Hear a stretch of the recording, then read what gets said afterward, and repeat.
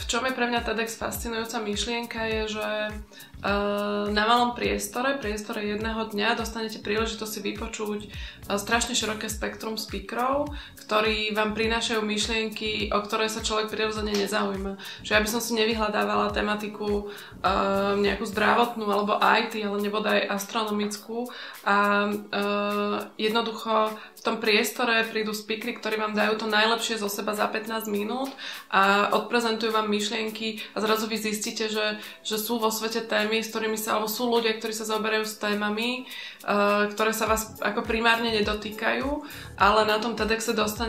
dostanete jednoducho tie informácie a v tom je to podľa mňa fascinujúce a to je aj dôvod, prečo ja si napríklad aj pozerám na webe tie TEDxovské videá, kde je to ešte rozšírené, že nie je to len ako nejaký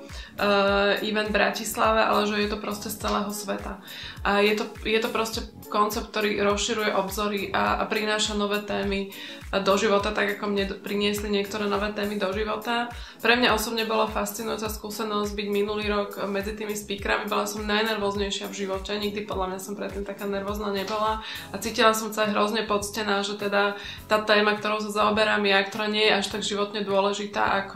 ako je, ja neviem, ekológia alebo ako je vzdelávanie,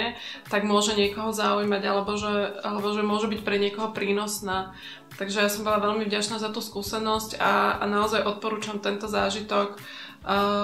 si zažiť v Bratislave a myslím si, že je úplne fantastické, že je skupina ľudí, ktorá sa tomu venuje a ktorá do toho dáva úplne všetko a dáva tú príležitosť nám zažiť takýto event, ako je TEDx.